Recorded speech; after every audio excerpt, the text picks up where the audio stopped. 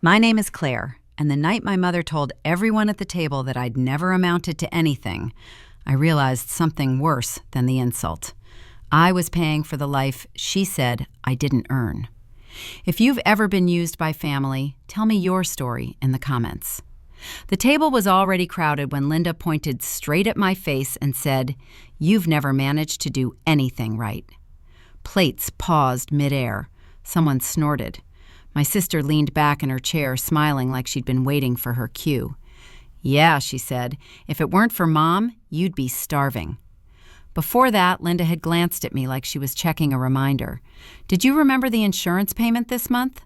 The way she said it made it sound casual, routine, like asking someone to pass the salt. Conversation picked back up for half a second. Forks scraped. Then Linda looked at me again, chin lifted, already committed. "I'm serious," she said. "You don't finish anything. You don't build anything. You just exist." No one told her to stop. Instead of answering, my phone was already in my hand. The screen unlocked. One swipe, then another. I stood and turned the display toward the table. 6 months of transfers filled the screen. Electric, water, insurance, credit card balances. Same amounts, same source, same date, every 28th. "That's everything," I said. "All of it." My sister leaned forward to get a better look. Linda reached out and waved her hand, sharp and quick. "Enough," she said. "This is family business. Don't make a scene." The email preview was still visible at the top. Insurance notice, delivery address, Linda's house. She noticed it at the same time I did. "It was just easier to put it under your name," Linda said. "Yours goes through faster." The phone stayed on the table. 3 seconds, long enough. Then it came back to my hand. From where I stood, no one looked amused anymore. My sister's smile slid off her face. Linda straightened her shoulders. I didn't raise my voice. "Starting today," I said, "I'm not paying for anything." That was it. One sentence, nothing added. The phone didn't stop vibrating after I got home. It buzzed on the kitchen counter while I dropped my keys, then again while I kicked off my shoes. By the time I looked, the family group chat had exploded. "You didn't have to embarrass your mother like that. Why would you do that in front of everyone? You've always been dramatic." Message after message stacked on top of the last. Linda wasn't typing. She didn't need to. Other people were doing it for her. An aunt I barely spoke to wrote, "Your mom is heartbroken. She said you attacked her." Another cousin added, "She raised you. Show some respect." The story had already settled into place. Linda as the injured party, me as the problem. A private text came through from my sister. "You really went too far." No question, no pause, just a verdict. The phone rang again, this time with a number I didn't recognize. "Hi, this is Daniel from your bank," the voice said. "We're calling about some unusual activity on your account." He spoke calmly, the way people do when they're reading from a script. "Nothing fraudulent," he added, "just a pattern we need to verify." Questions followed. Had I authorized recurring transfers? Was I aware of the total amount? Could I confirm the purpose? Yes worked until it didn't. An hour later, an envelope slid under my apartment door. Insurance letterhead, overdue notice. The language was polite and firm, like a teacher correcting a mistake without raising their voice. As the account holder, you are responsible. At work, a half-day request sat unanswered longer than usual. When my manager finally called me into her office, she didn't ask what was wrong. "Try to keep personal issues from bleeding into work," she said. "We've got deadlines." A nod ended the conversation. At lunch, a coworker asked how my mom was doing. "She sounded upset," he said. "My wife saw her post." Linda hadn't named me.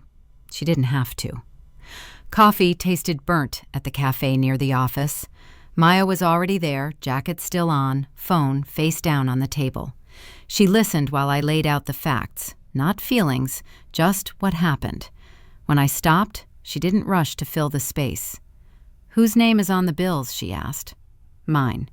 "And where do the emails go?"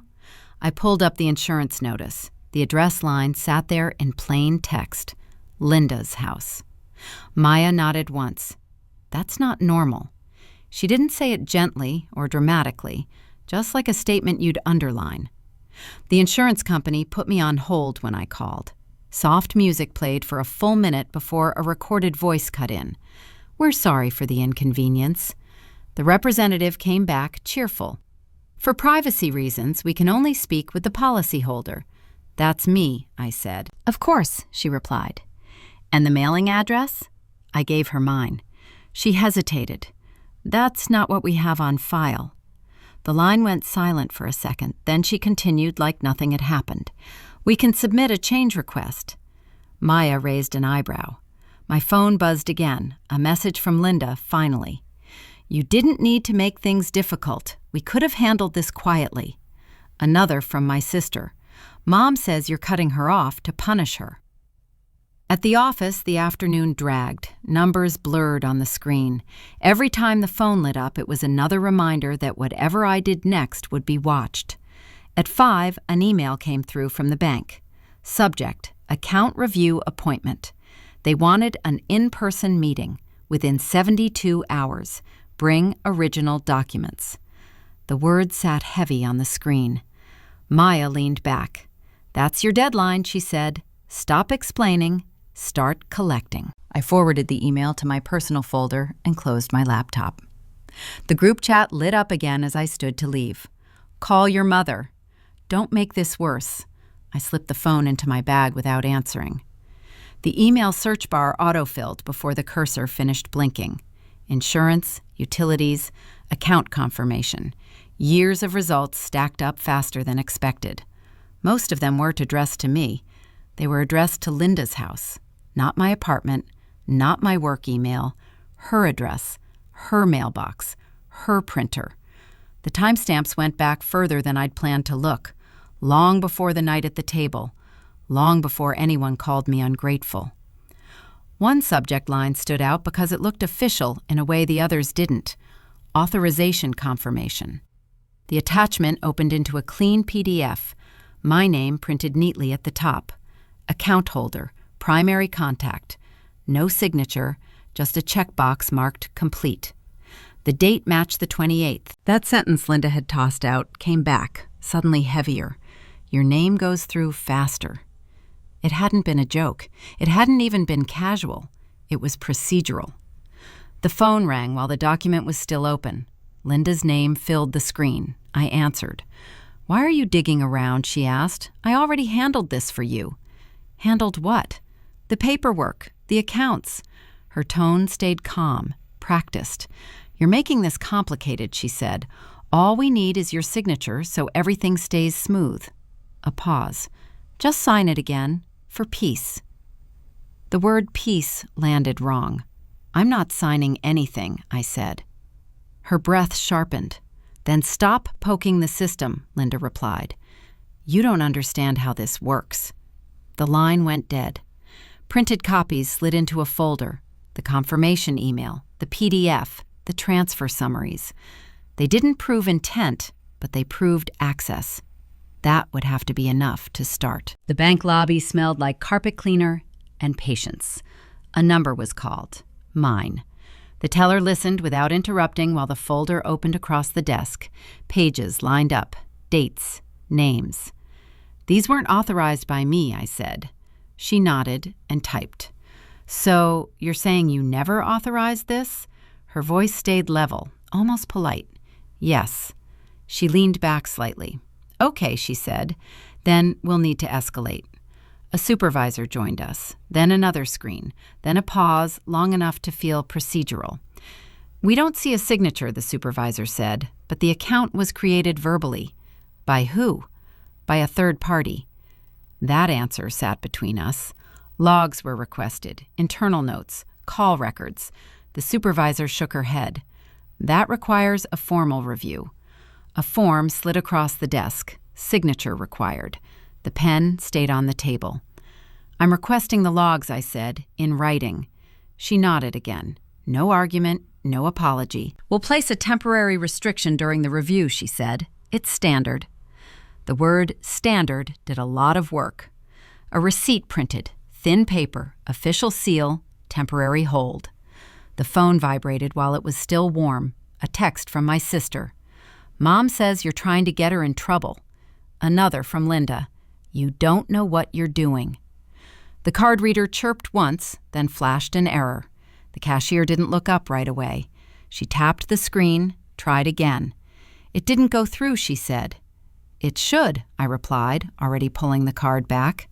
She shrugged, neutral. System says it's restricted. Behind me, someone cleared their throat. The receipt printer stayed silent. I paid with the last 20 in my wallet and stepped outside with a bag that felt lighter than it should have. My phone buzzed before I reached the car. Account temporarily limited due to review. The wording was clean, almost polite. At home, messages stacked up again. This time, they weren't all private. An aunt posted a long paragraph about abandoning family when they need you most. A cousin commented a praying hands emoji. My sister shared a photo from Linda's kitchen table. No faces, just a caption. Some people forget who raised them. Linda hadn't posted anything herself. She didn't need to. Her version was already circulating. Maya called as I sat on the couch, the grocery bag still unopened. They're moving fast, she said. They always do, I answered. We met later that evening. Same cafe, same table. I laid out what happened at the store, the hold, the messages. Maya listened, then lined things up with her finger on the table. Look at the pattern, she said. Name on the account, emails sent to her address, payments from you, then pressure to sign again. She tapped the table once. This isn't confusion. It's a method. A text came through from Linda while she was still talking. I don't know why you're doing this to me. Another followed. I can't sleep. My blood pressure is up. Maya glanced at the screen. That's part of it, too. The next morning, I went to Linda's house to collect documents. She wasn't home. The spare key still worked. The folder I'd left in the hall cabinet was gone. So was the envelope with the original utility statements. The security camera by the door blinked red. The app showed no footage for the last 48 hours. I called the number listed. Looks like it didn't save, the technician said. Sometimes that happens. The timing felt practiced.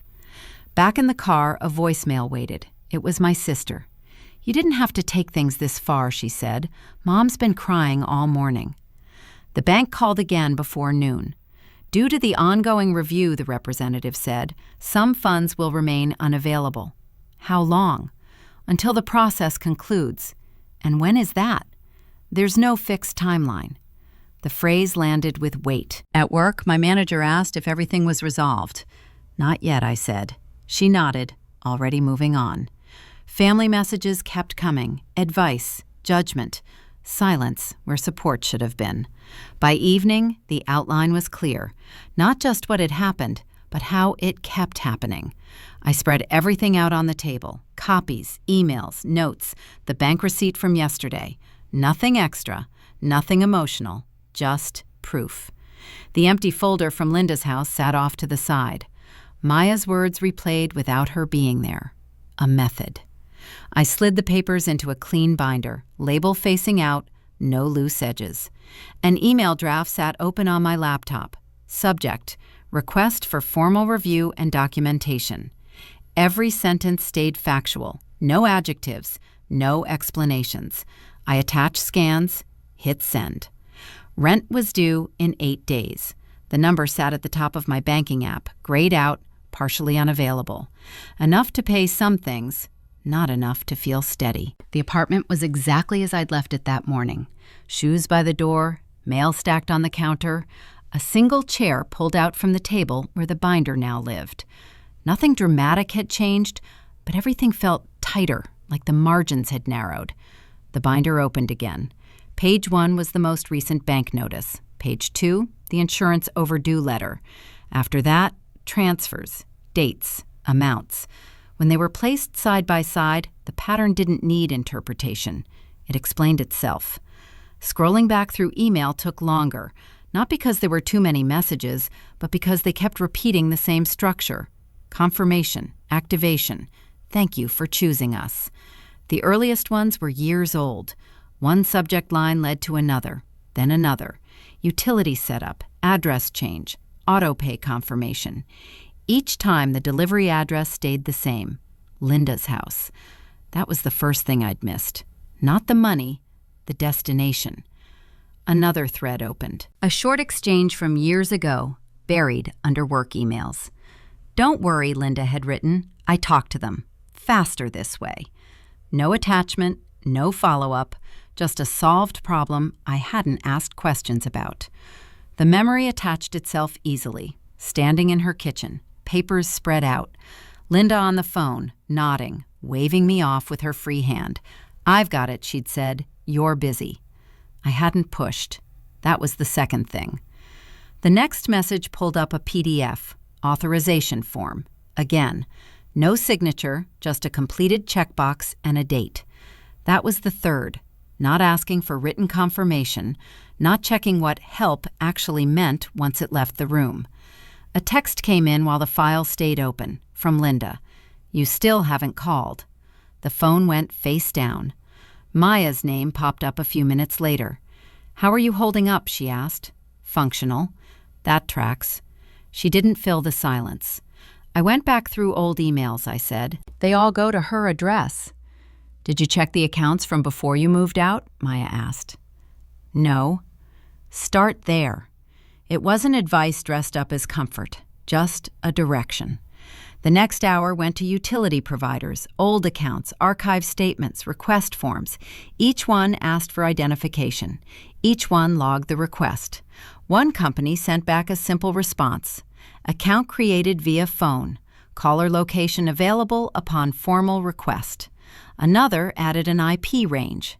Not names, not accusations, just data. I built the timeline slowly. First setup, first payment, first time my name replaced hers. The pattern didn't spike, it spread. At some point, the fridge kicked on. The sound felt louder than it should have. I closed the binder and reopened it, this time with sticky notes marking the edges. A knock came at the door. It was the landlord's assistant, dropping off a routine notice about maintenance. Polite, smiling. "Just a reminder," she said. "Rent's coming up." "Got it." She left. The door clicked shut.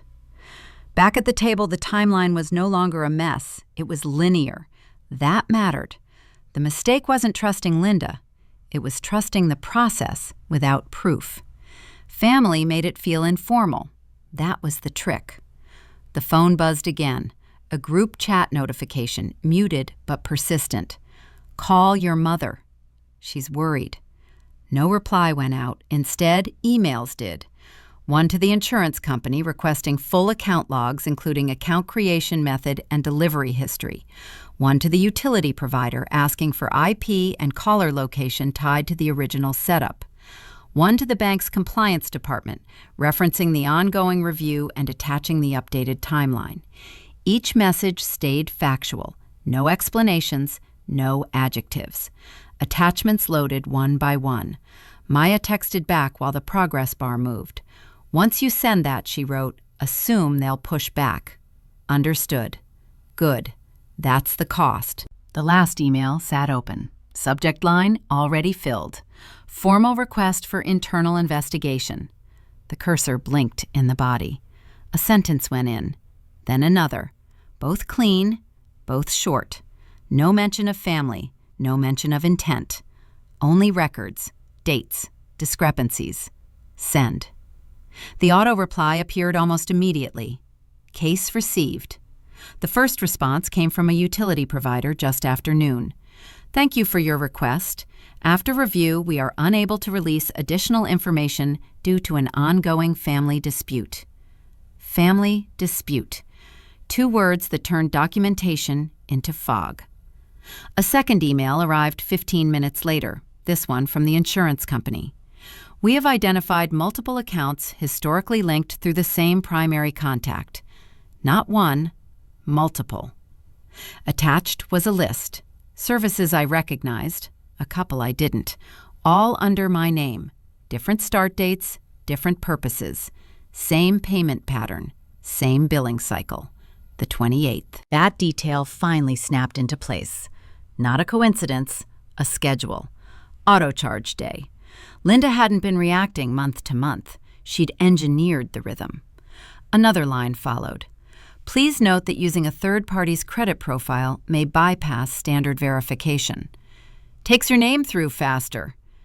It wasn't about speed, it was about avoiding a record. The phone rang before I finished reading.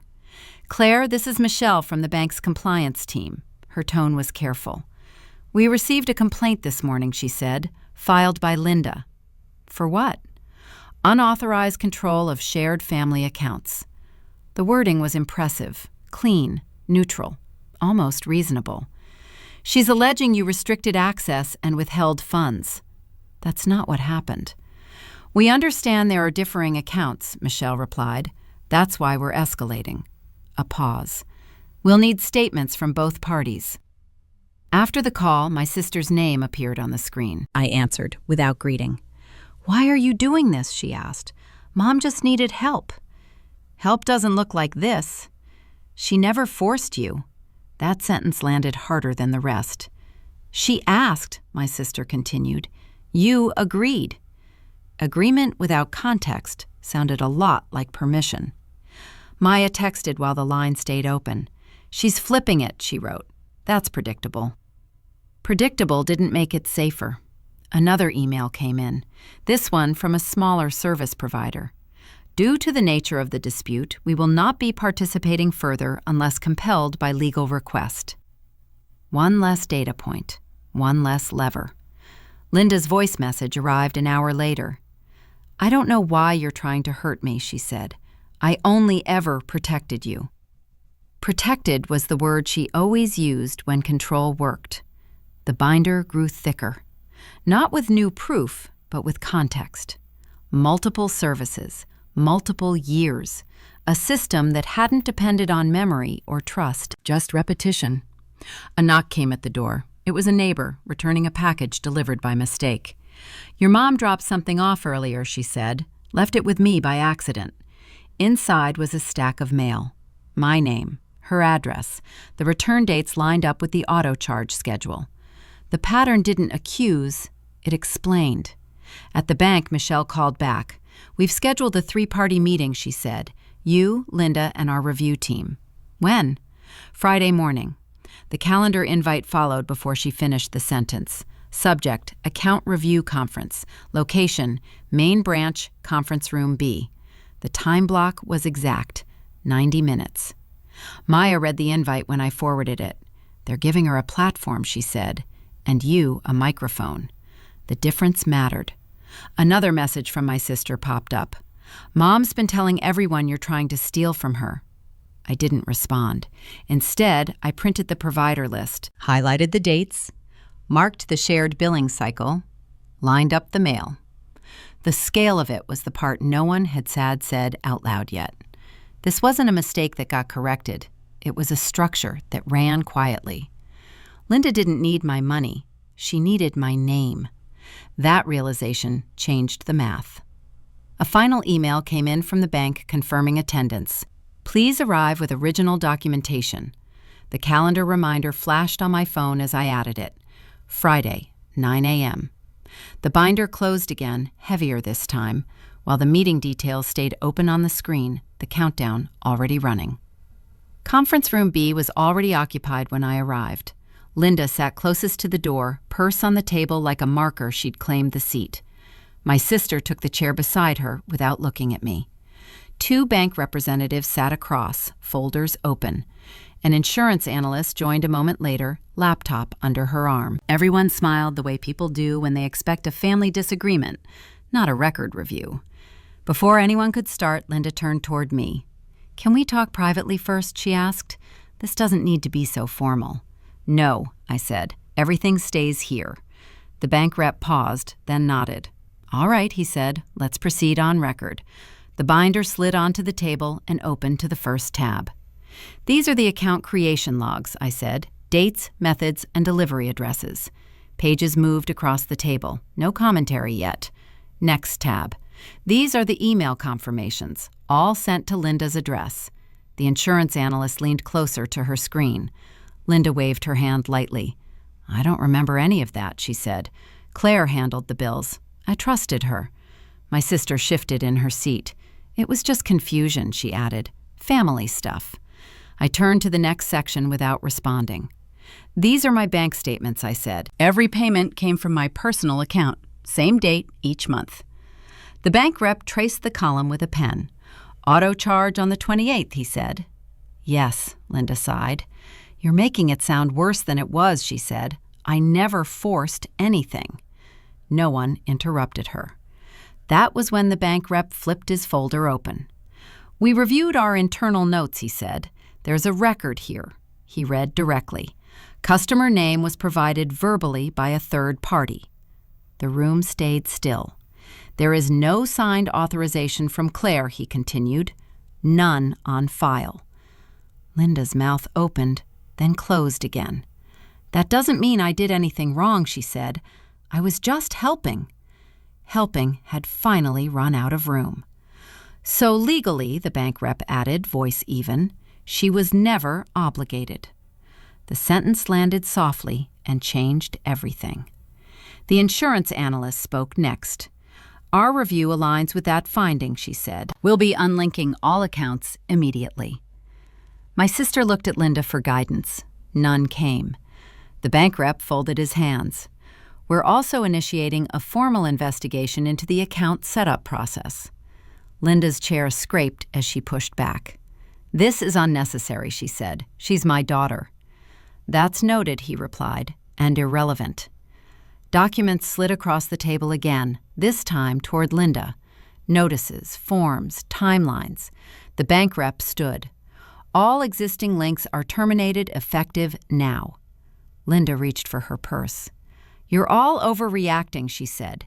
You'll regret treating family like this. No one responded. The insurance analyst packed her laptop. We'll follow up in writing, she said. The meeting ended without ceremony. Chairs moved, doors opened. As I stepped out, my phone buzzed with a bank alert. Account associations removed.